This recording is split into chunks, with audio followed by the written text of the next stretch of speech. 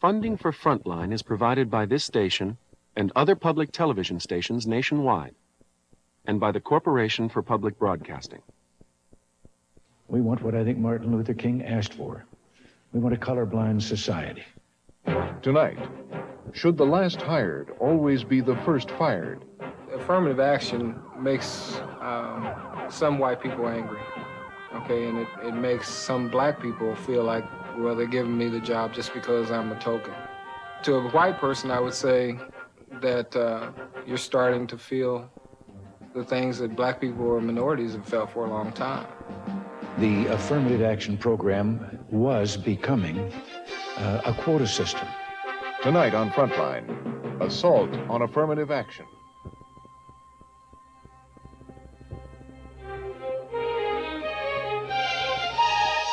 From the network of public television stations, a presentation of KCTS Seattle, WNET New York, WPBT Miami, WTBS Detroit, and WGBH Boston. This is Frontline with Judy Woodruff. Good evening. The U.S. Supreme Court is about to issue two major rulings on one of this country's most controversial social issues, affirmative action.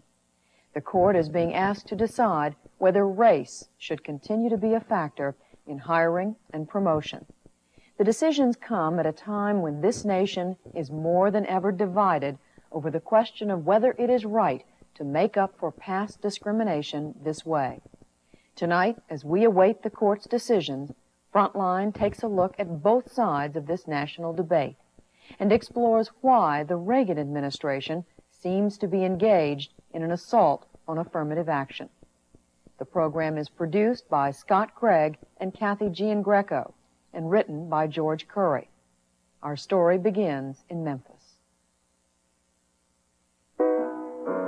The seven wonders of the world have seen. Memphis sits on the banks of the Mississippi River. It has a population of 650,000 people, half black, half white. Take my advice, folks, and see old Beale Street first. It's known as the home of W.C. Handy, the father of the blues. Beautiful gowns you'll see.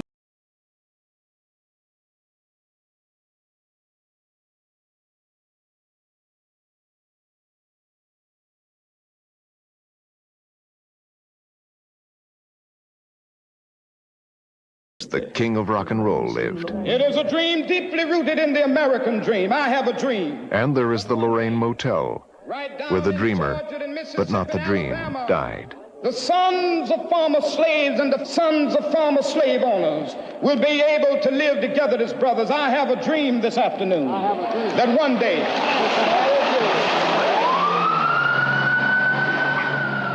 Memphis is also where a major U.S. Supreme Court ruling began. It is known in the legal annals as Firefighters Local Union Number 1784 versus Stotts.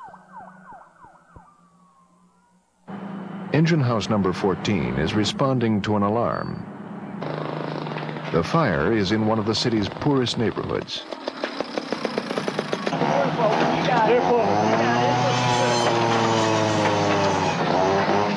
Today, there are 12 whites and 4 blacks on the shift. But blacks have not always been employed by the fire department.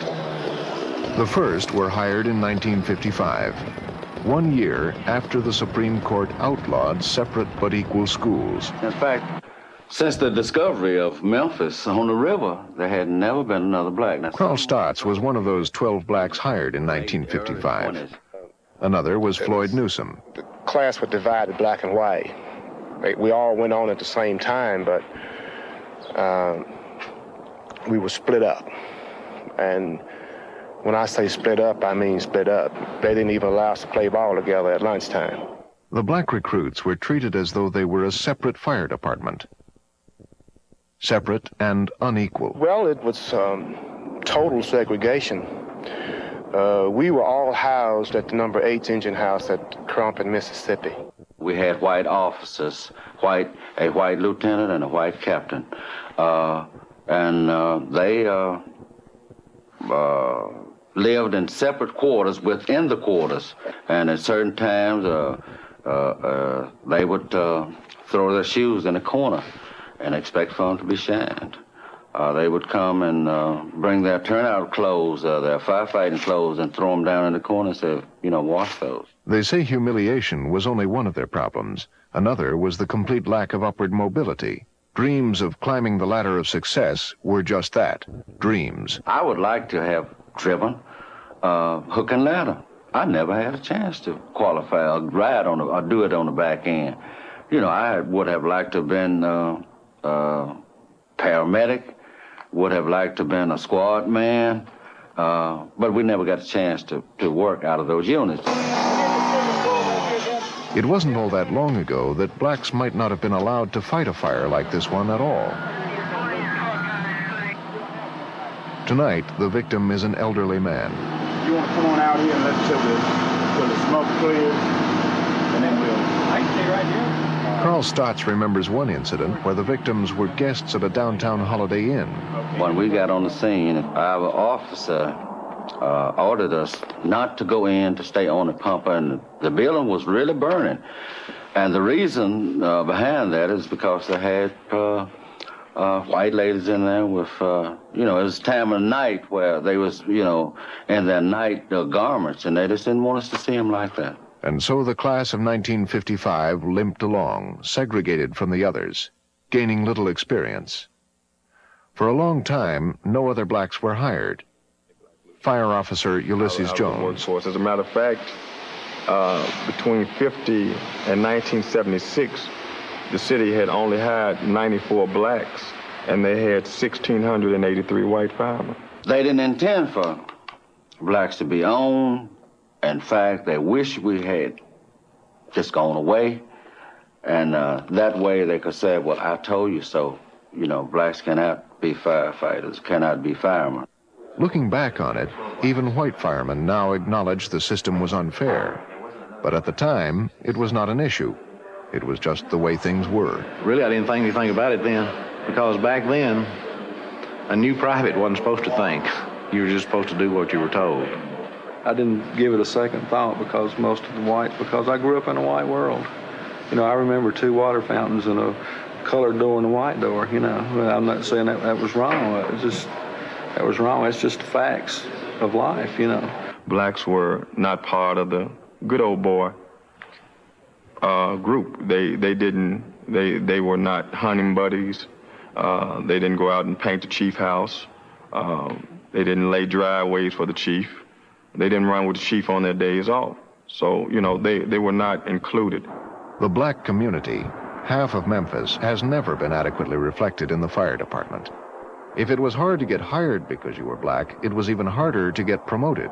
In one particular year, 1977, you had something like 37 lieutenants that were promoted.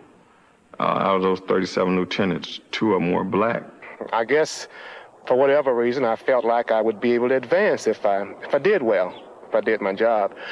And if I took the test and passed, I felt like I'd be able to advance. However, after 12 years, that feeling soon dwindled away. For years, I was held back because of race. And after 10 years, I decided that was long enough. So I started looking towards filing a suit. In 1977, Carl Stotts did just that. He filed a discrimination suit against the city of Memphis. It was a courageous move for a man from the other side of the tracks.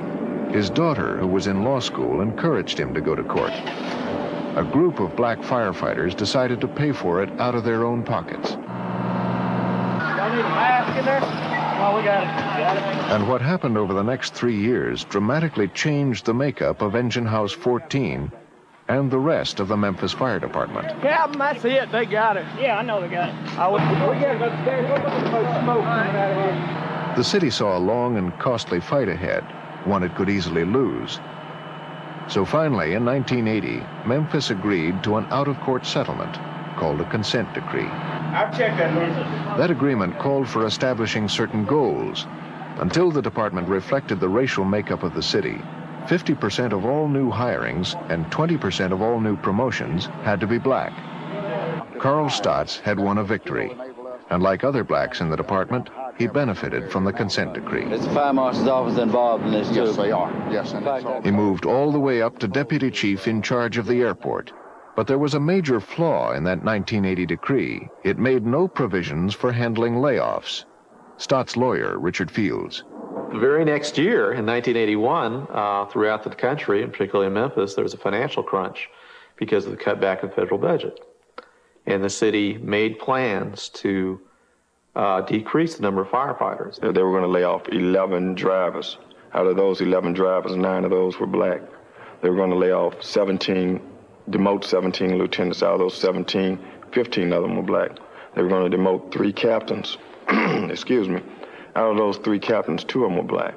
And that was just phase 1. It had taken years for blacks to get on the Memphis Fire Department, and a lawsuit for them to become part of the promotional process. I got it by myself. Then when the budget crunch hit, blacks were the first laid off. Blacks saw their recently won victory threatened. 2 rights seemed to be in conflict. According to the union contract, layoffs had to be based on seniority. Since blacks were the last hired, they had to be the first fired. White firemen, many of whom were attracted to the fire department because of the job security, did not want that seniority system threatened. And that's when the union got involved. Their lawyer, Alan Blair. The union wanted to make sure that when people were laid off in the fire department, that they would be laid off on the basis of seniority and not on the basis of the federal court's affirmative action order, which really didn't apply to layoffs. Union President Curon Huddleston. It was an issue of protecting principle and contract. Now, some people might have perceived it as a racial issue, but to us it wasn't. If you did not promote by seniority, why demote by seniority? Seniority was never an issue in promotion until the consent decree, until affirmative action was into place. They have never promoted by seniority on the Memphis Fire Department from the conception of the Memphis Fire Department. Now, I find it awful interesting that at the time we ratified that contract or we negotiated it, brought it back to the city or brought it back to our members for a ratification vote, there was not a vote against it. Blacks and white, it all sounded great. You know, last hired, first fired. But then the blacks got affected. Now we've gotten away from principle and we're dealing in opportunistic. And that's the way I perceive it. Carl Stotts didn't perceive it that way. He'd taken the legal route before, and he decided it was time to go back to court again. In Memphis, Stotts won the first round. A federal judge ruled that the city could not use a seniority system that would lay off too many blacks. The union appealed. Stotts won again. But then the case went to the highest court in the nation. Because of the significance of the seniority system, and because of the significance of this case to all seniority systems across the country, the union felt that it was a case that had to be fought all the way to the Supreme Court. I didn't knock on the door at the Supreme Court. The local union carried me there. And the reason they carried me there is because they didn't want their little union membership disturbed. They didn't want layoffs. They wanted to do the same old trick, the last hired, first fired. And I can't allow any group, I don't care if it's male, female, black, white, to circumvent our contract. That's what we negotiated. It's in writing, and that's all I care. I don't care if you're black, white, I don't care. On June 12, 1984, the Supreme Court made its decision. Stotts lost. The court agreed with the union. Layoffs should be made on the basis of seniority. Last hired, first fired would stand. But so would Stotts' earlier victory. In Memphis, the 1980 consent decree is still in place. Half of all new recruits in the fire department still must be black. 1/5 of all the promotions still must go to blacks. But it is clear from the court's ruling that seniority takes precedence over any affirmative action plan. Stotts had won one, and lost one. For Memphis, it seemed the case was closed, but the Stotts decision touched off fires in other places. The biggest started in the most unlikely spot, Washington, D.C., at the Justice Department. Assistant Attorney General William Bradford Reynolds. What we did is we said that as we understood the court's decision, if you have a consent decree in place or a court order in place that does rely on quotas, race-conscious decision-making, whether it's hiring or promotion or layoffs, if you have that in place after the Stotts decision, the court has told us that you have to move in a race-neutral way. In other words, he's saying we've gone too far, that in fact the phrase affirmative action has come to mean reverse discrimination. If you're doing it, it's discriminatory. And if it's discriminatory, our anti-discrimination civil rights laws say stop doing it. And we feel that that's precisely what the Supreme Court reaffirmed in its Stotts decision.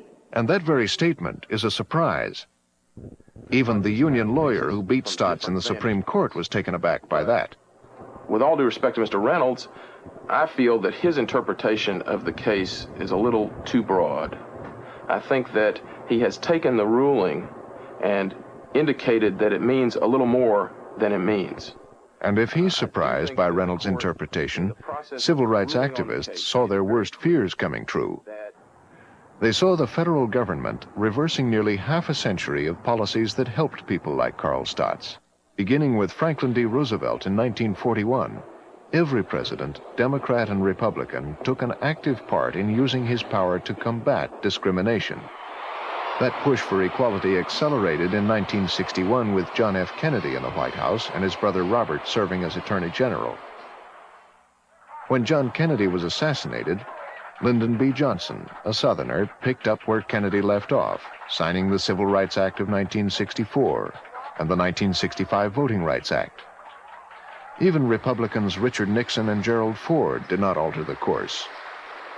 Neither did Jimmy Carter, the former governor of Georgia. I, Ronald Reagan, do solemnly swear that I will. But civil rights took a different turn under Ronald Reagan. The office of President of the United States. Rather than being viewed as a friend of civil rights, the administration was considered openly hostile. The president was asked about that in a news conference last February. Mr. President, in the 60s, you opposed all the civil rights legislation, but more recently, you said that you were a part of the Martin Luther King Revolution. If that is the case, why is your administration so bent on wiping out the flexible hiring goals for blacks, minorities, and women? And I'd like to follow up. Helen, we're not wanting to do that, but we have seen, in administering these programs, we've seen that the affirmative action program was becoming a quota system. Now, I've lived long enough to have seen quotas when they were employed long before there was a civil rights movement, when they were employed in my youth to definitely discriminate and use the quota as a means of discrimination. And therefore, we feel that, yes, we want affirmative action to continue. We want what I think Martin Luther King asked for. We want a colorblind society. What Dr. Martin Luther King Jr. said at that time, and everybody has agreed with, is the dream when his children be measured by the content of their character, not the color of their skin. I think we have a constitution and a body of civil rights laws that say that we have to stop discriminating. We have to stop looking at people based on skin color. We have a colorblind set of laws, and we need to get to that point in society. Our view is that to get to that point, we can't play around with discrimination to cure discrimination. Views like those have stirred up critics of the administration. Nothing irritates me and amuses me at the same time more than to have the Brad Reynolds of the world and the Ed Meeses of the world and the President Reagan even talking about being in lockstep with Martin Luther King because he believed we had a colorblind society. A member of the U.S. Commission on Civil Rights, Mary Frances Berry. Saying, as Justice Blackmun said on the Supreme Court, you have to sometimes use race to get beyond race. You sometimes have to use gender to get beyond what happened. All of us would wish that the nation did not have the sorry history that it does have, and that we wouldn't have to keep dragging this stinking burden of race and gender discrimination around with us that comes from what happened. But it happened, and we have to acknowledge that it happened, and we have to do what is necessary to get over it. The heart of the argument is that the Justice Department says there are ample opportunities for minorities and women. Goals and quotas are no longer necessary. And I think that this notion that if we didn't play by the numbers, that somehow we would not get into the workforce anybody but white males is, to me, highly offensive, because it assumes that those people out there who are minorities and women and want to compete couldn't compete if they were given the chance. What we found, and we found it over and over again, is if you allow everybody to compete, you're not going to have a whole lot of problem with your numbers. Armed with his interpretation of the Stotts decision, William Bradford Reynolds wrote to 51 cities, counties, and states demanding that they weaken their affirmative action consent decrees. Letters went out to places like San Diego, telling them that they could no longer use goals and timetables in hiring. San Diego, with a Republican mayor, immediately agreed to the change. Many were not surprised. Letters went out to the Chicago police and fire departments as well, and no one was surprised that Harold Washington, the black Democratic mayor of Chicago, opposed them. But there were some surprises, like Indianapolis, which has a Republican mayor and a Republican-dominated city council. When it received the letter, it refused to go along with the Justice Department. Indianapolis is in the conservative heartland of Middle America. It used to be referred to as Indian No Place. The image was that there was little else to do here, except wait for next year's 500. But all of that has changed. Indianapolis is a big league city. It has a professional basketball team, the Pacers. It persuaded the Colts to run away from Baltimore. And downtown is booming. The Chicago Tribune called it a bullet train of growth and progress. Newsweek was also impressed, tagging it Cinderella of the Rust Belt. The Public Affairs Department of WTLC now presents Amos Brown and Morning with the Mayor. This is the first Morning with the Mayor of 1986. Many credit this man, Mayor William Hudnut, for much of the new growth. Good morning, Mr. Mayor. Good morning. How are you? Fine, and yourself? Well, good, thanks. I'm calling about the street lights. Before becoming mayor in 1975, Hudnut was a Presbyterian minister. He also served one term in Congress. A conservative group gave him a 92% approval rating. When he ran for mayor, he made all the usual promises that blacks would be part of his administration, but nobody expected him to go this far. Speaking of affirmative action, you've sent another letter to Washington. How many does this make? I wrote the President of the United States. He's obviously got other things on his mind, and I'm not sure he'll ever see the letter. As mayor, Hudnut has managed to walk a political tightrope. So I just wrote the President the day after Martin Luther King holiday last week, endorsing Ronald Reagan for re-election while keeping the lines of communication open with blacks, who make up about 1/5 of the city's population. It seems to me as though it's incumbent upon me again to ask him, which I did in the letter, not to sign any executive order that would modify or terminate the executive order on affirmative action that goes all the way back to President Johnson's day. Hudnut has been elected to 3 consecutive terms, and the city has had an affirmative action program in place for the past 8 years.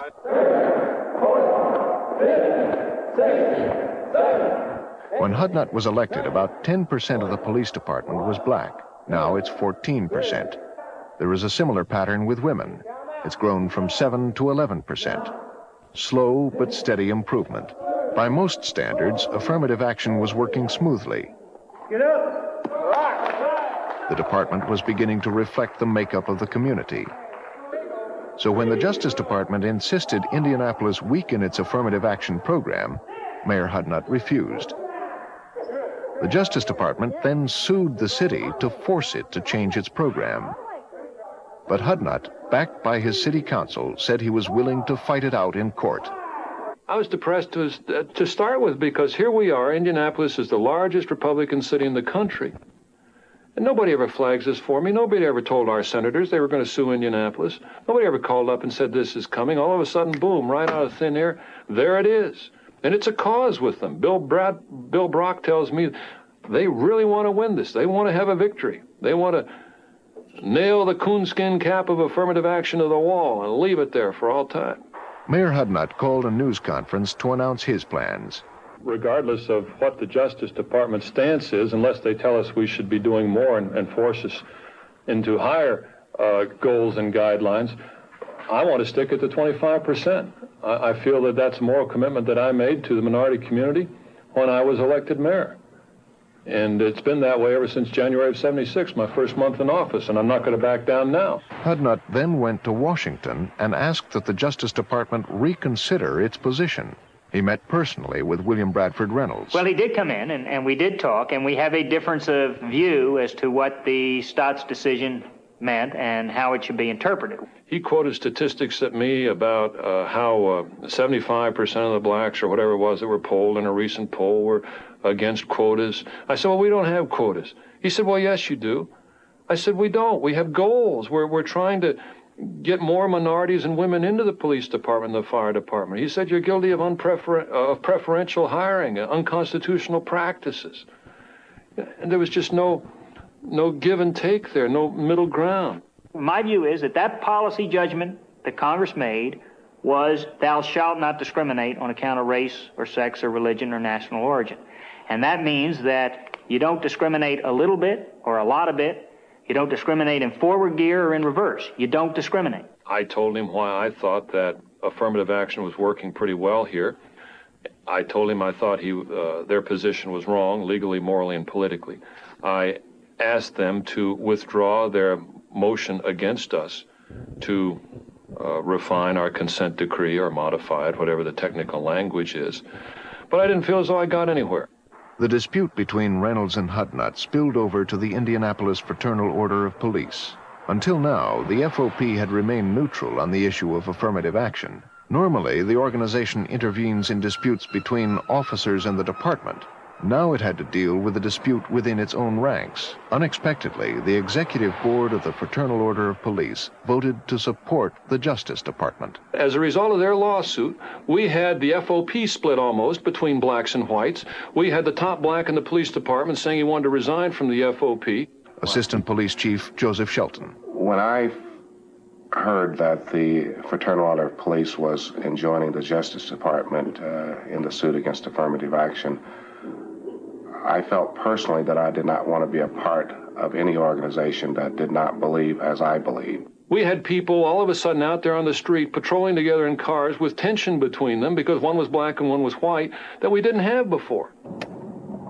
Darrell Pierce is just beginning his career. Jim Wers is an old pro. Yet both have the same rank, narcotics detective. Pierce might not be here without affirmative action, but Wers believes it hurt his career. My father was a policeman before me. And even when you come on, you always want to, you have to set your goals. My goal, I guess everybody that went through recruit school is to be the chief someday. And getting into the twilight of it now. You want me to get those guys from Chicago? Yeah. Huh? Yeah. Jim Wers complains he has been passed over several times because he's the wrong color. Our mayor is committed to this, and this is, just like I said, my feelings are against it, but, this is the way we go. I want a purple one. A purple one? Yes. You look like a grape. Wers is eligible for retirement in 2 years, but he says he can't afford to. He has a wife and a 7-year-old daughter to support, so he's caught and a little bitter. If a person's not qualified for the job, he shouldn't have it on it. I mean, that's the way I've always felt, and I guess the way I always will feel. Where you live, man? 805 East 34th Street, apartment 22. Detective Pierce sees it another way. I can understand they feel like they're being passed over, they're being discriminated against now. Let's turn around and face me. But really, when you look at it, they're only taking a percentage of the minorities. The majority is still going to be WASP. Catch. Even as a child, Darrell Pierce never dreamed of becoming a police officer. And that didn't change after he reached adulthood. Not until he heard a radio commercial encouraging blacks to apply. He did, and was accepted. Good throw. Pierce had never fired a weapon before joining the force. Keep your hands where I can see them. Yet 3 years ago, he received the department's highest honor, the Medal of Bravery. The suspect was black. How long you been up here? The officers with Pierce were white. Next thing I know, the sergeant was backing up with his hands up and saying the guy had a gun. And by the time he cleared, he was backing up in the way of the other two officers. So they couldn't do anything, and I had the wall between me and the other guy, but I could still see him. And sure enough, he had a 9mm automatic drawn. And he raised it toward my sergeant. I told him to drop the gun, and at that point, I pulled the trigger and killed him. No. When you're out there doing a job, it's to me, it's like a brotherhood. Take your hands out of your pockets. Make me nervous. Most people, I don't think, stop and think, well, am I going to pull the trigger to save this guy's life because he's black or whether he's white? Ran out of the house. Don't get nervous. Ran out of the house and didn't bring them with me. All right. Thank you, gentlemen. Don't come out without your driver's license no more, brother. Yes. All right. Affirmative action makes some white people angry. Okay, and it makes some black people feel like, well, they're giving me the job just because I'm a token. Okay, and I'm black and they have to hire me because they have a quota. Is that the dude you been looking at work? One in the car? To a white person, I would say that you're starting to feel the things that black people or minorities have felt for a long time. When the Fraternal Order of Police aligned itself with the Justice Department, Patrol Officer Roger Bowser was in full agreement. Black people, they say that, they've been discriminated against for 200 years or whatever. Well, my parents never owned slaves, and their parents never owned slaves, and their parents never owned slaves. We're from Europe. And I don't feel that I should be punished, because of something that happened 200 years ago or whatever. Now, I'm not saying that females or blacks don't have any right to be on this department, not by any stretch of the imagination. But I don't feel that we should have had to lower the standards of the department in order to hire more of those type people. I'm talking about the person that's going to have to come and back me up someday, maybe. And are they going to? I guess what it comes down to is there are going to be less qualified police officers out here trying to enforce the law or catch a burglar or whatever the case may be. And it could lower the results that the department gets. Anything else you guys need, huh? No, I'm not saying just blacks. I'm saying anybody. Whether, a female that's 5'1" and 98 pounds. And I'm fighting a 6'2", 200-pound gorilla. And she's going to come and back me up. What's she going to do? Officer Stacy Crow feels some whites are overreacting. She did not side with the Fraternal Order of Police. I'm sure that there are some officers who feel that they've been passed over, and that's a pity, but I think that it's about time that the score was evened. That I think that for quite some time, some black officers deserve to be promoted, and possibly they weren't. So I think it may, hopefully in the end, it's going to all balance out to where everybody feels that they haven't been cheated. A decade ago, Officer Crow might not have been hired, even though she is a college graduate with a major in criminal justice. A lot of people think all we do is arrest people, and a lot of times that is the only alternative we have, but a lot of times we do try to channel people into other avenues. When they need help or they need assistance, we do try to find ways to get them to the right people they need to talk to. You want to give me some idea what's going on?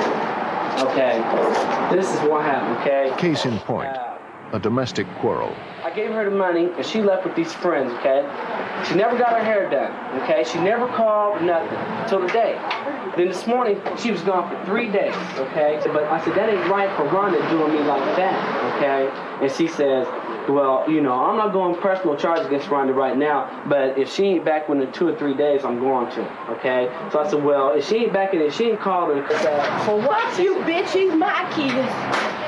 See, look at her. She's taking off out here with the baby. See, she's a trip. It is 12 degrees and the temperature is dropping. The woman isn't wearing shoes.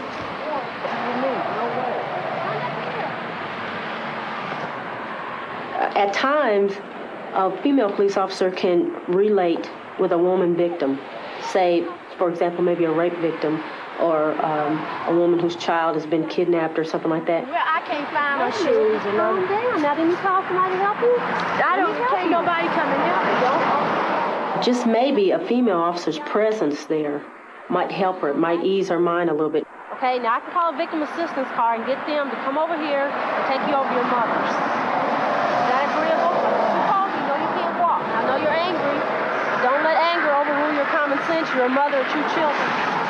Okay, now let's go back in the house, and I'll make them stop saying stuff to you, and you wait here on the victim assistance car, and they can take you over your mother. Instead of jail, it ends simply with a call to a social worker and help.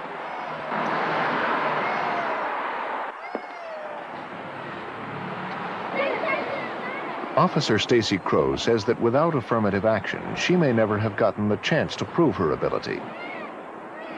I would be willing to admit, yes, it was a lot easier, okay, for me to go into the department and fill out the application and go through all the necessary steps, okay, without having my application immediately turned away because I was a female or because I was black. Yes, it was easier for me to go in. But I cannot rest on the fact that only because of those assets that I was hired. I wish we had a circle. I'd like to have a circle here, which would be a better graphic representation of our policies than a vertical list. And we take that circle and we put 50 names in it, and they're all equally well qualified. And the question is, which ones of those are we going to select if we only can take 10? And then we're not working off a list so people think they were passed over. The resentment comes when somebody thinks he or she has been passed over for somebody who's less well qualified. And we don't think that's the case. People say we're guilty of reverse discrimination. It is conceivable that some people could interpret it that way. But, you know, I get a little upset when we have a promotion list that's put out, for example. 9 white males are promoted, and a black male is promoted. Or maybe it's 8 white males and a female and a black male. You know, and then they tell us that we're guilty of reverse discrimination when the whites have gotten 80% of the jobs, the white males. After weeks of turmoil, the Fraternal Order of Police decided to reconsider its stand, partially because of people like Lieutenant Robert Allen. All kinds of rumors were floating around, and it got chaotic. So some of the veteran officers, myself and some other lieutenants and sergeants and patrol officers, we got together and we said, hey, let's talk about this thing and see what we can do, you know, because everybody's going off in different directions. Both black and white officers insisted that the issue be placed before the full membership of the FOP. When it was, they voted to back off. Once again, the Fraternal Order of Police was neutral. That pleased Lieutenant Allen because this vote at least held the line. He remembers the way it used to be when there were few black police officers and even fewer promotions, when promotion tests were rigged and payoffs were rampant. Oh, well, in those days, there was just about no chance of being promoted if you were black, due to the fact there was no policy set to ensure promotions for everybody, you know, to ensure that they get an opportunity regardless, as long as they had the ability. Officer Willie Larkins also remembers those days. If a black wanted to get promoted, he had to wait till a vacancy occurred or another black died or retired and to get the job. And they wasn't hiring women at all. Charles 37. Besides race and sex, politics also determined who would get promoted. Director of Public Safety, Richard Blankenbaker. There was a time in this city that if you had 5 chiefs that, and the Democrats were in, that 3 of them had to be Democrat and 2 of them would be Republicans. If the Republicans were in, vice versa. And it didn't make any difference whether they were qualified or not. You know, it was who they knew. They had guys down there, captains and so forth, could barely read and write, you know, illiterate guys, but they were good Democrats and Republicans who haven't been in office at the time that they got promoted. And I think $50, pay $50 precinct commitment and so forth. And it was a standing joke at time when promotions come out. You'd see guys in the credit union line drawing out money. No kid. You'd see that. And a lot of them, the next few days, buddy, you'd see stripes on their arms or bars on their shoulders, you know. Slate assignments today. Now, largely because of affirmative action, Allen says promotions are fair and the department is more diverse. In 1961, when I came on to the police department, there were no women in the street. There were no uniformed women running patrol cars, doing the work that every day a police officer does. There were none. And they did not hire them for that. There were women that were on the police department, but they were in clerical positions, secretaries, maybe in the juvenile branch, and in those capacities. But there were no women working on the street. Just a reminder, 6400 Westfield Boulevard, the American Legion lot. We've got a couple of off-duty officers in plain clothes that will be in the warehouse. But when Indianapolis signed a consent decree, women like Pat Young got their chance. She's now a lieutenant. I felt that affirmative action probably had some bearing with me coming on the police department, but I honestly felt it didn't have any bearing on me as far as getting promoted. Young says she got her promotion based on ability and because she scored in the top 1% on department tests. But Robert Allen disagrees. He says high scores alone wouldn't have been enough. I would rank her among our most qualified field lieutenants. As far as her being in her position, I'm going to say affirmative action had a lot to do with it. Anybody have any questions, comments, problems? Okay, that's it. Please be careful. The young people, the females, the blacks, Hispanics, and other minorities, they don't realize what happened 20, 30 years ago because they have got the chance. But they only have this chance because of the affirmative action. The problem that we have is that the younger kids, or the younger officers coming on, cannot relate to how they got there and what means it took them to get there. I walked up to one officer when we had this FOP thing going on, and I said, now remember, I said, you going to stay in FOP? He said, I'm still a rookie. I said, now remember now, that consent decree probably got you your job. I thought he was going to hit me. He said, no, I didn't.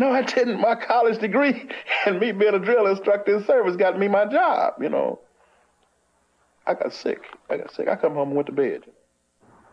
In Washington, others share Officer Larkin's worry about a return to past discrimination if the Justice Department wins. You are not enthusiastic, as I understand it, about class-based relief. And last year, when William Bradford Reynolds was nominated for the third highest position in the Justice Department, it was his civil rights stance that was criticized. Mr. Reynolds has become the Scrooge of the Justice Department. He has been stingy and mean-spirited in dispensing justice to the citizens of this nation. Your critics claim that you're wasting the resources of the division by seeking to reopen settled cases in 50 jurisdictions that call for goals or quotas. Now, why are you spending time trying to reopen cases your department has already settled in court?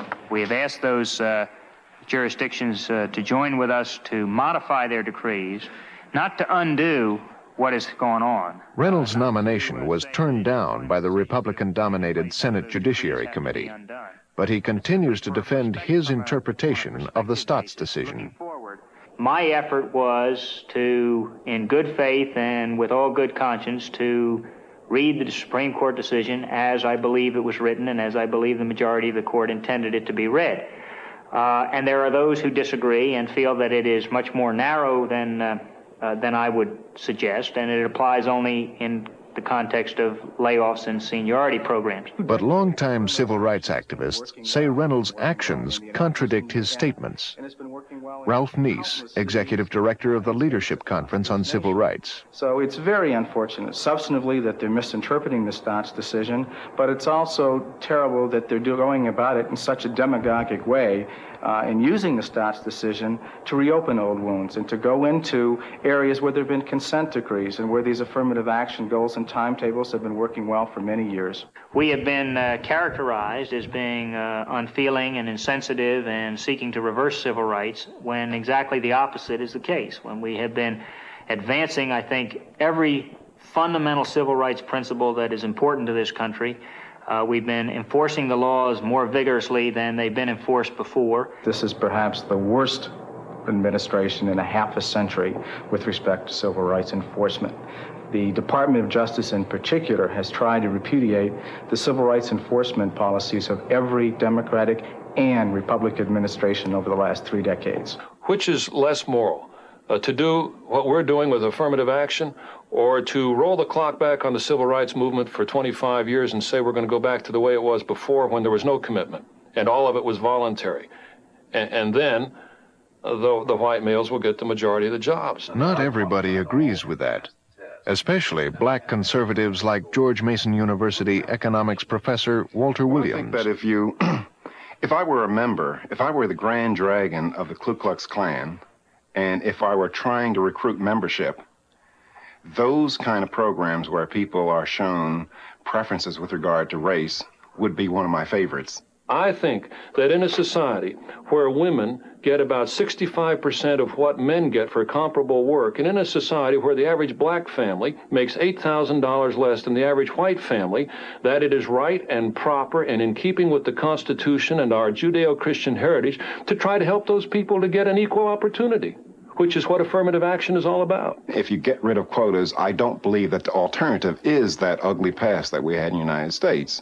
And I think that if we get rid of quotas, indeed it may improve racial relationships, and it may indeed mean that if a black gets a high-paid job, he will be respected as an individual. I just don't share that scenario with the people in Indianapolis. If the Justice Department wins and affirmative action is taken away from our particular city, I see a lot of problems for us.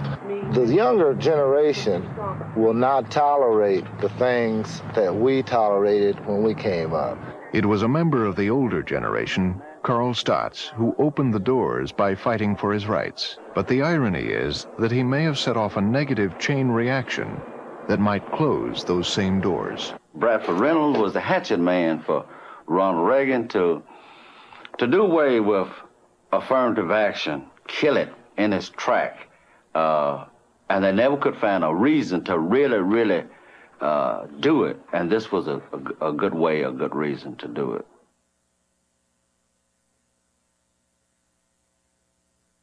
Recently, the Supreme Court backed up its decision in Stotts with a similar ruling in a case involving teachers in Jackson, Michigan. In a 5-4 decision, the court again said seniority takes precedence over affirmative action. But the two cases the court is now deliberating are at the heart of the survival of affirmative action, hiring and promotion. Joining me to talk about those cases are Professor Lawrence Tribe of the Harvard Law School and the noted constitutional expert, and Assistant Attorney General William Bradford Reynolds of the Justice Department. Mr. Reynolds, let me begin with you. You have said that the Jackson teachers' decision was further proof of the rightness of your position. However, other legal experts have said that they read what the judges did as having endorsed affirmative action in hiring and promotion. Are you reading these decisions too broadly? Well, I don't think I am. I think that the decision that came down a few weeks ago, the Jackson School Board decision, is one where the court really recognized an awful lot of fuzzy thinking in this area by the lower courts and gave us a very tight, precise analytical framework for how we handle the kinds of issues that deal with affirmative action in an employment context. And I think in doing that, the court laid out a framework which is very much in line with what the Justice Department has been using and advancing in the courts over the past 5 years, that leads to the conclusion that if you use race preferences in any context, it's going to have to come under the most compelling of scrutiny, exacting of scrutiny, and be justified by the most compelling of reasons. Even though these cases didn't directly involve hiring and promotion. That's right. I think that what the court did is gave us a way in which to look at these cases, whether it's layoffs or hiring or promotions, and how to analyze these issues in order to arrive at the proper kind of remedy in the event that you do have strong evidence of discrimination. Mr. Tribe, do you read it the same way? Well, I fully agree that the court gave us a way to look at the cases, but I don't think it's the administration's way or Brad Reynolds' way. Both Justice Powell, writing for a plurality in the Jackson case, and Justice O'Connor, summarizing the views of the justices, made clear several principles, all of which are at direct odds with what the Justice Department has been arguing in a number of cases. They made clear, first of all, that government does not have to be race blind as long as it acts in reasonable relation to past racial problems. They made clear, secondly, and this is very important, that remedies, in order to be constitutional, remedies by local government or by public unions, need not be limited to making whole the proven victims of discrimination. That was clearly the Justice Department's position, and it was emphatically rejected. And finally, the court has made clear, and this is made clear in several of the opinions, that the problem of overcoming racism is so fundamental and so difficult that it is not possible to find a solution in which some innocent people will not suffer, as long as equitable sharing of the burdens is followed, so that people are not needlessly laid off simply because they are white. In hiring and promotion, goals can be set which require all of us, innocent as well as guilty, to bear some of the burden of overcoming a legacy of racism. And the court has made that really very clear. All right, so Mr. Tribe is seeing something there that you're not seeing. Mr. Reynolds, let's assume the court rules the way you'd like it to rule in these other two cases. What does that mean for affirmative action plans around the country? Well, I think that what it means is affirmative action plans are alive and well, but I think that we have to define what we mean by affirmative action. The Department of Justice has been advancing affirmative action plans in its decrees for the past 5 years. What we don't include are preferential goals or quotas. But we do say that an affirmative outreach, recruitment, and training program is an essential part of the remedy, that it has to go beyond curing the individualized discrimination and have an affirmative action component. And I think that's precisely what the court is recognizing. It says you can use, in some extraordinary circumstances, perhaps racial hiring goals, but only if they're the least intrusive remedy you can come up with. So what will your department do next, assuming that's the way the court rules? Well, I think what we will do is we will follow the court's instructions when we get to the point of having found discrimination and seeking to remedy it. We'll put in a narrowly tailored relief, which the court says the Constitution requires. That relief will be one that indeed does remedy the wrong, but also is least intrusive on the rights of innocent third parties. And I think that's the kind of an affirmative action plan that is non-preferential, which will in virtually all cases be much less intrusive than a hiring goal or a promotion goal that is indeed based on preferential treatment by race. And if that happens, what are the implications of that? Well, I think we have to step back just a moment. The court has said that numerical goals, set-asides for minority contractors, are perfectly consistent with the ideal of equal protection of the laws. The court held that in the Fuller case a few years ago. The court has upheld, under a challenge under the civil rights laws, a program setting aside a certain number of places for qualified black workers, for training programs.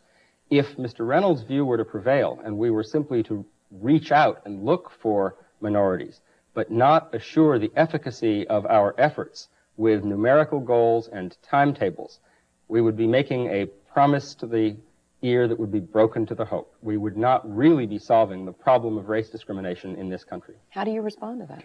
Well, I guess the response is really in the evidence of the past 5 years, where we've been putting in place an affirmative action plan that indeed does not rely on preferences, that it has worked extraordinarily well. It's been very effective in opening doors of opportunity and bringing in large numbers of minorities into the workforce, bring them in on the basis of their qualifications, and in doing so, assuring an upward mobility that is lost if you rely on some kind of a numerical remedy that does not take into account the qualifications. Do you agree it's been working well, Mr. Tribe? It's not been working nearly well enough, and I don't agree that there is some trade-off between qualifications and affirmative action.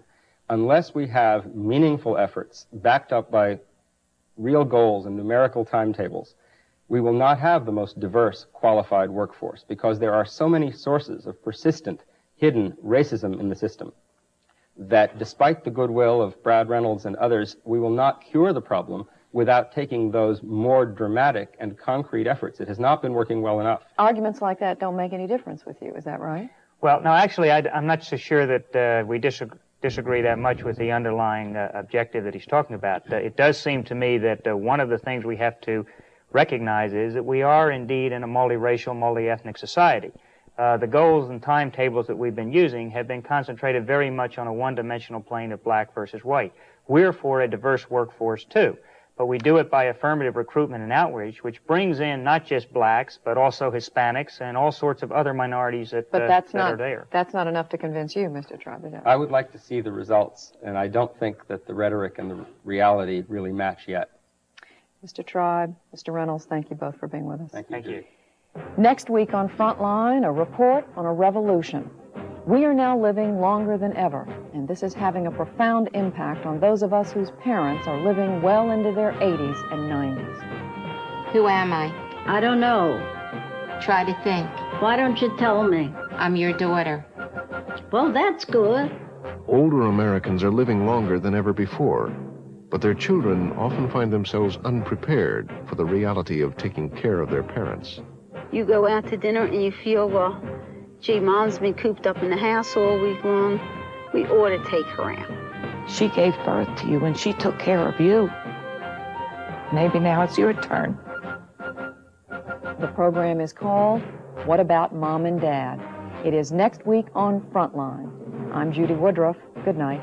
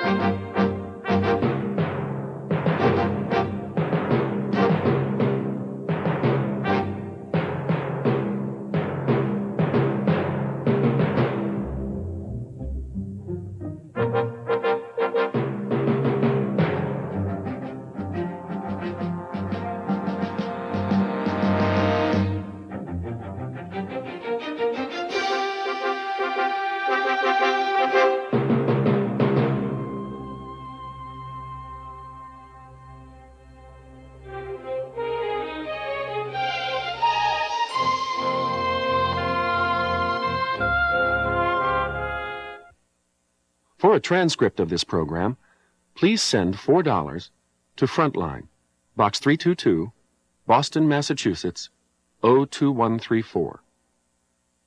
Frontline is produced for the Documentary Consortium by WGBH, Boston, which is solely responsible for its content. Funding for Frontline was provided by this station and other public television stations nationwide, and by the Corporation for Public Broadcasting. Schools, colleges, and other organizations interested in purchasing or renting video cassettes of this program may call 800-424-7963 or write PBS Video, Post Office Box 8092, Washington, D.C. 20024.